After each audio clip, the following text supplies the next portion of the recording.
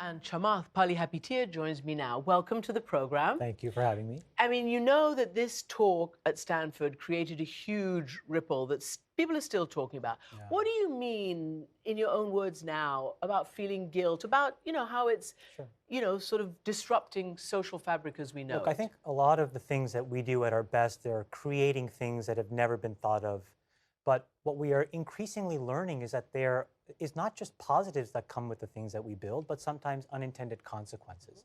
And before, the surface area of these unintended consequences were relatively minimal because the things that we were creating were not that impactful. I mean, if you had asked me, would we ever see a site that connects basically the entirety of the connected world?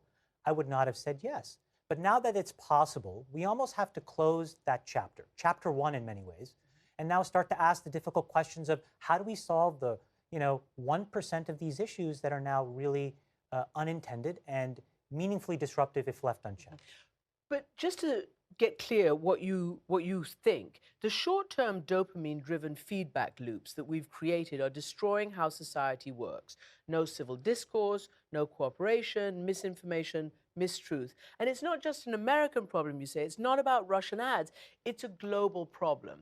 So what is your solution to reconnecting those connections you're saying have been disrupted? So if you think about like the business models of how Silicon Valley works and what has created success in the past, what we've always tried to do is figure out something that's scarce and make it abundant. So, you take companies like PayPal, companies like Uber, companies like Google. What do?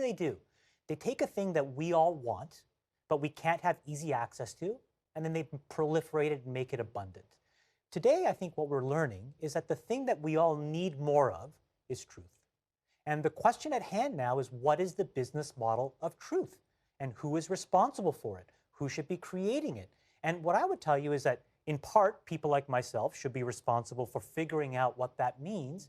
But in the same way, consumers need to understand. And the reason is because you will then anoint and pick the products and services that embody those values. And so that's what I mean by that. It's time to figure out how to propagate truth.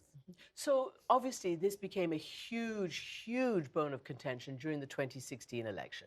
And Facebook has taken its share of a battering since then about it. And as a New Year message, Mark Zuckerberg said that his 2018 mission is to fix those things that have gone wrong. But some people are saying, for instance, that even if that sort of new news feed that he's talking about had been implemented in 2015, perversely, it might have magnified Russian interference. And some people are saying that what he's saying about this news feed may not work at all.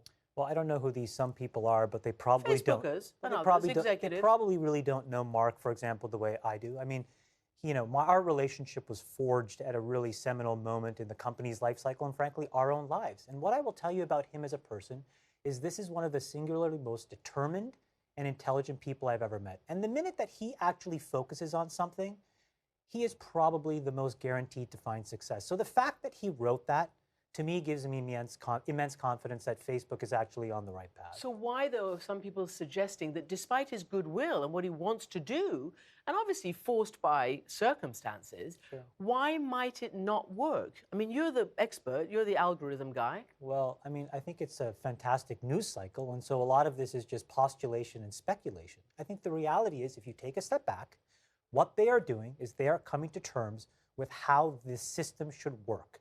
And specifically, how does it work at scale? And I think at scale, what we need to do now is find places to not just amplify popularity, but to amplify, as I began this conversation, truth. And he was the first person in that message to sort of talk about the difference between the two.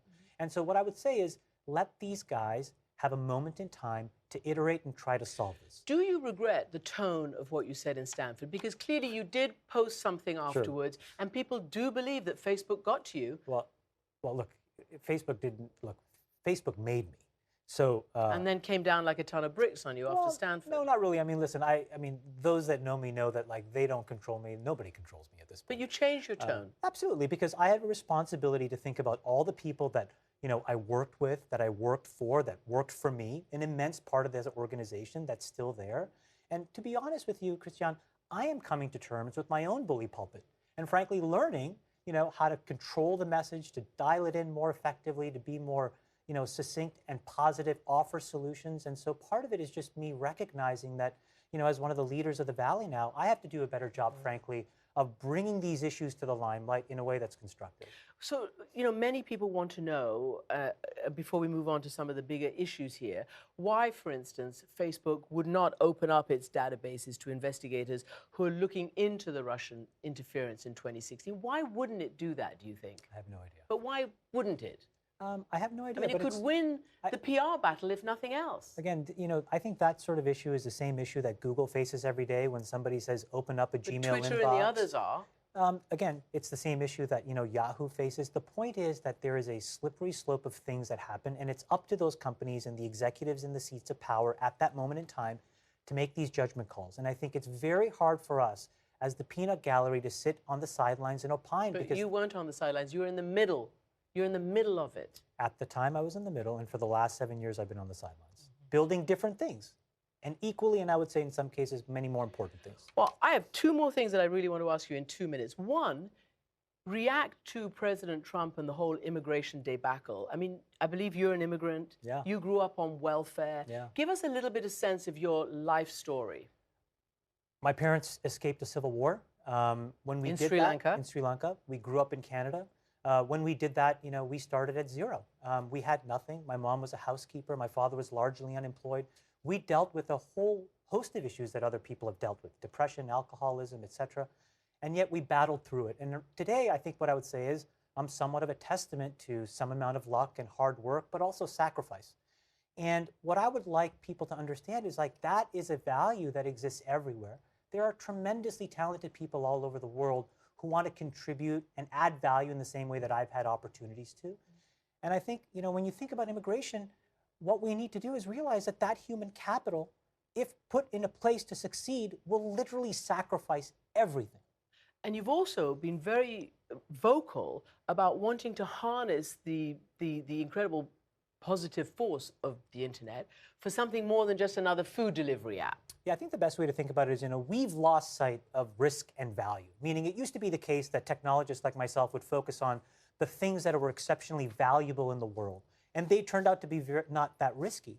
Now we've inverted that thing, and what we do is we invest in very simple, shiny things that turn out to be not that valuable. And so we need to course correct. We need to go after cancer, diabetes, climate change, the substantive problems of the world that, if were solved, would create immense wealth and opportunity that would cascade across countries. Those are the kinds of things that I think we need to be inspired by. Chamath Palihapitiya, thank you so much for joining us tonight.